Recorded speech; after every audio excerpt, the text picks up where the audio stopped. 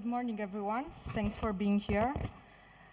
Today, I'll be walking you through designing organizations to prevent incidents.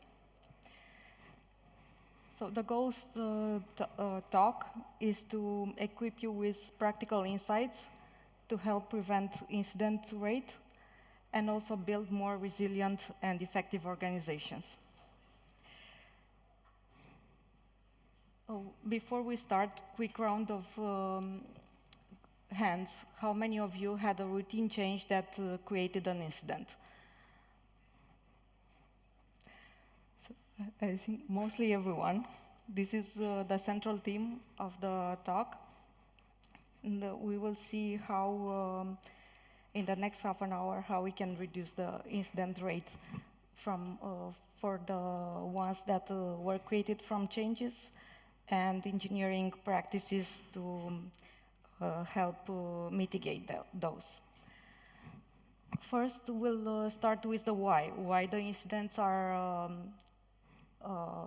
cost us a lot. We'll walk through 2 incident stories. Then we will extract the pattern of what both revealed.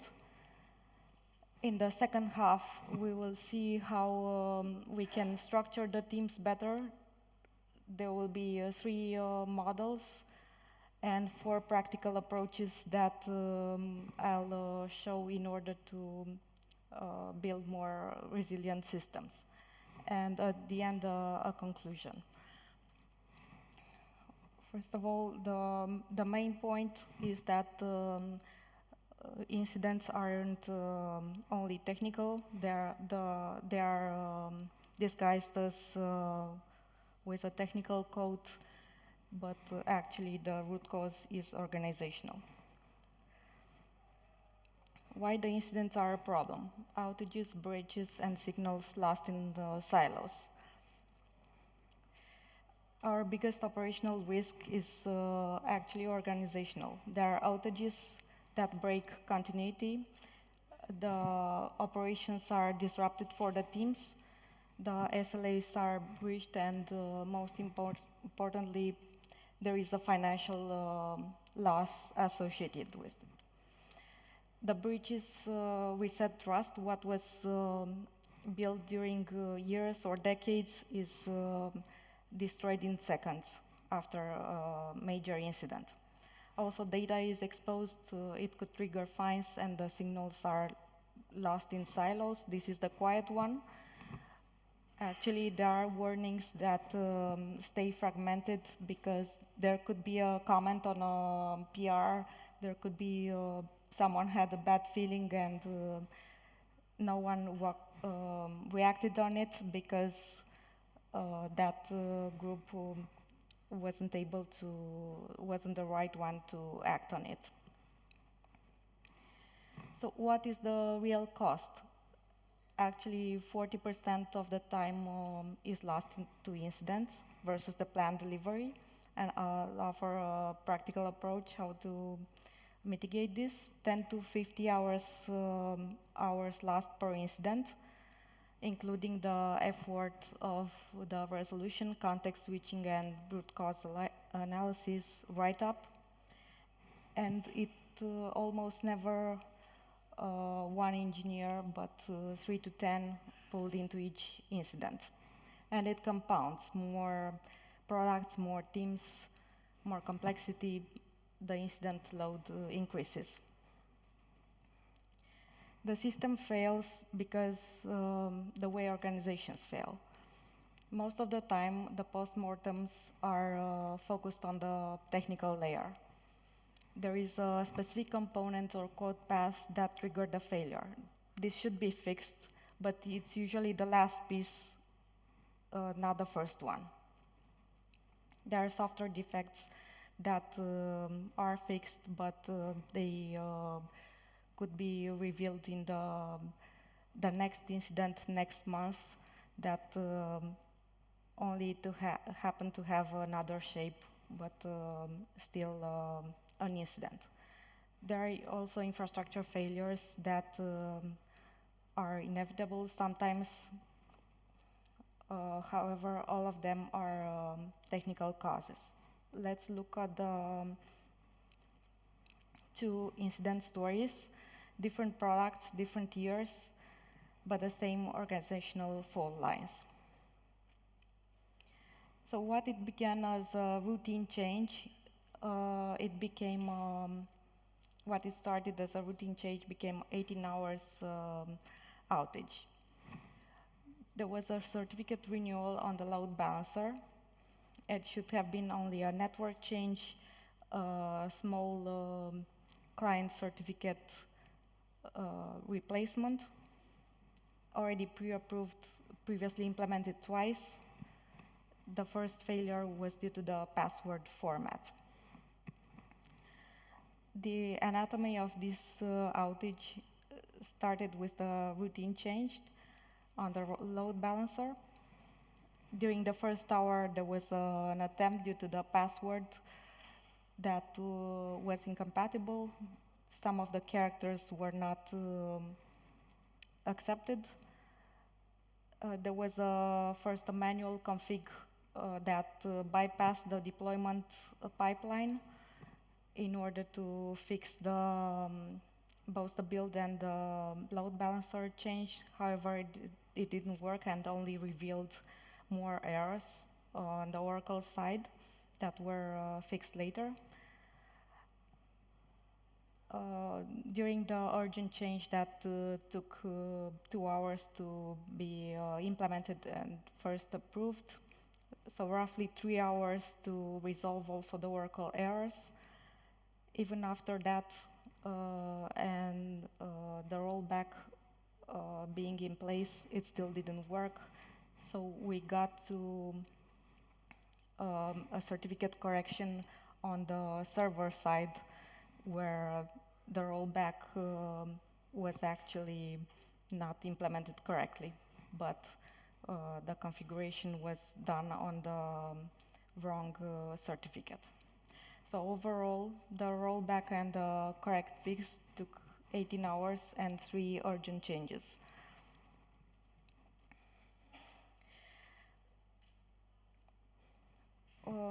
One of the reasons was an undocumented dependency.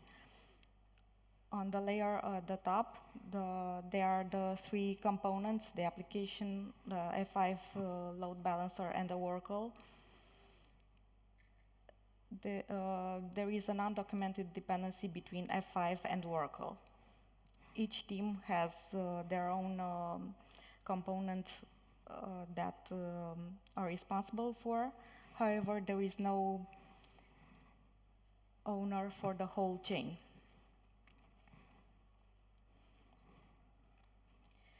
So what the first incident revealed?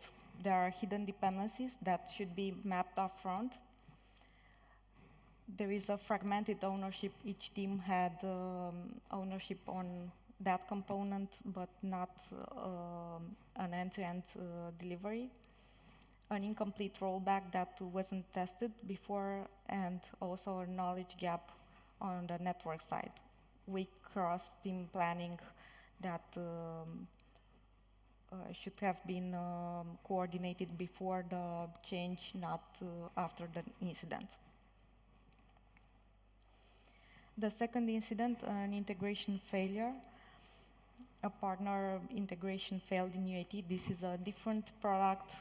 3 years later, we found out some requests that worked yesterday were suddenly rejected on an environment that is not actively used by the client, and an error message that wasn't detailed enough, just authentication failed. The error said nothing about the why. So what was the actual root cause? The public key was renewed on schedule, but it was never shared with the client, and their side were still verifying against the old key. Even though the resolution took an hour, it would have been better not to have this incident, and ongoing process is to that the app ops would share the,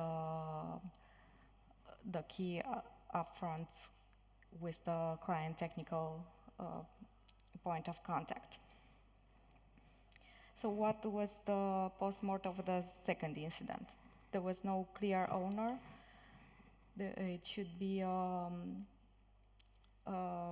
key rotation owner. There was no process, nothing required notifying the other side. The same communication gap between the two parties and no lifecycle management. There are common root causes of the two incidents and the same patterns that show up every time. Communication gaps, planning gaps, missing ownership, and dependencies, siloed teams. How many of these, think about the last incident, how many of these happened to be the cause of the last incident? Maybe a communication gap, planning gaps. Was there any of these that show up as a root cause? Siloed teams. Any other point out of these 6?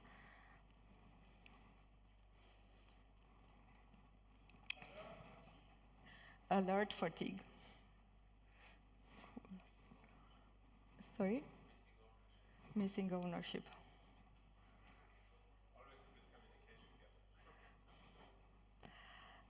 Yes, I think at least one is shows up in every incident, and these are actually organizational design causes. None of them is technical.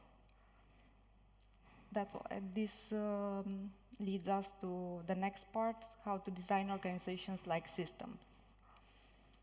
We already architect systems well. We should reapply the same knowledge to organizations. I've thought of this analogy, having used domain-driven design for so long. Think of organizations like systems. In domain-driven design, there are bounded context with clear boundaries between them and certain communication paths. The same should be applied to organizations. Every capability should have one team that owns it, clear boundaries, contracts between the teams, how the information flows. It should be designed, not assumed. In order to map these points, you should answer the questions: who owns this capability, who owns the process, the dependencies, how the change are coordinated. The next point, how we can organize the teams. There are 3 models. The first one, shared services. This is the most common one, how the organizations start. There is a pool of central specialists that help the product teams. But the cost is that for every change there is a handoff and ownership fragments. The second model, embedded experts. This model is more flexible. It should be used during critical projects. For every squad, there is an expert that both consults and implements change. Then the last model, a stream-aligned model, having an enabling team that supports all the product teams, stream teams, but the stream teams are responsible end-to-end. Enablers are only consultants. They don't actually implement anything. The next part, there are 4 organizational frameworks that would help turning the structure into repeatable change. I've thought of a decision framework that could be applied for every decision. There are three steps: the decision formation, making the decision, and executing a decision. This can be applied for, especially for changes or releases. In the first phase, the teams should gather all the experts, the information needed to identify the risks, dependencies, and rollbacks paths. Then during the decision phase, to agree on the success metrics, the ownership, and during the execution phase, after everything else was planned properly, the risks identified and agreements in place, we can implement the runbooks and have continuous monitoring and validation. For the first incident, it would be applied, if it would have been applied, then we would have identified the risks of the network change and the knowledge gap. Also verify that the rollback is actually working. Then the quality procedure. It should be, for every change, it should be a checklist to verify the planning and dependencies. Then a walkthrough in place with the other teams that might implement a change, a risk assessment phase, and also a checklist for release readiness. If there is, there are QA sign-offs in place, rollback documented and tested, monitoring. Actually, this is a definition of quality that was extended from definition of done and ready to cross-team reviews and requests. The next approach is a capacity forecast. I've run this in the last months, refined this procedure to include a realistic time for incidents that might come up. Besides the technical debt maintenance that is ongoing, we should reserve a time for preventing the incidents as well, not only to respond to them. And then the go, no go framework. If both technical readiness and operational readiness are in place, then the change is ready to go. If we cannot act on it and watch it and recover it, then this change is not ready to go. And the last part, continuous learning. Every incident is data. That's why besides a retrospective for each release, there should be a forum, forensics forum, that gather all specialists from engineering, architecture, product, security, SREs, to see how the incidents can be, number can be lowered. And I'll walk you through how each group can bring their own perspective. The product can introduce features like self-service or improve the UI messages, not only in this example authentication failed, but client public key not found. Then the architecture identifies systemic risks and hidden dependencies at a broader level. engineering to address the technical debt ongoing, so as to reduce the odds of the next incident. And SRE and DevOps gather information from production to dev environment, how the pipeline can be improved and what were the mistakes from production. However, most of the incidents are created by changes, 70% of them. 30% should be mitigated, and this can be done through enabling operational excellence. Automated deploy and test, for example, we introduced even post-deployment steps to the pipeline, Akamai and DB steps. They are exercises that happen annually, blue-green deployments to avoid interruption of service. So some of them can be prevented, about 70%, and some can be survived through, and the lever is engineering practices. Both have the same foundation, the organizational design, through clear ownership, explicit boundaries, and dependencies that are mapped up front.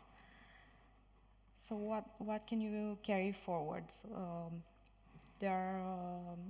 We walked through 2 incident stories. We found out the missing ownership and missing contracts that happened between the components and teams. And there should be an ongoing loop to continuously learn from each incident. So what can you do next? Pick one change already on your roadmap and run it through the 3 gates: inform, decide, and execute.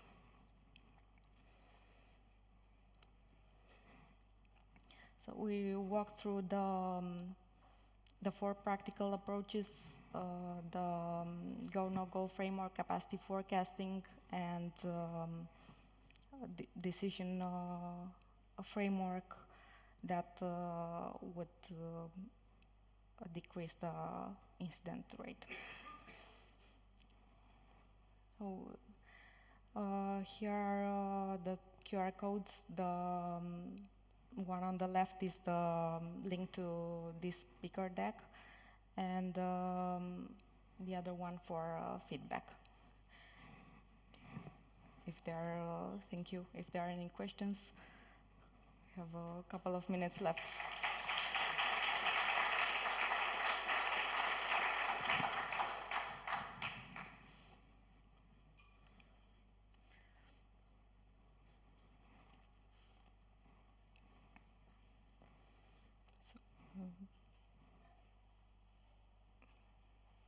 Any questions?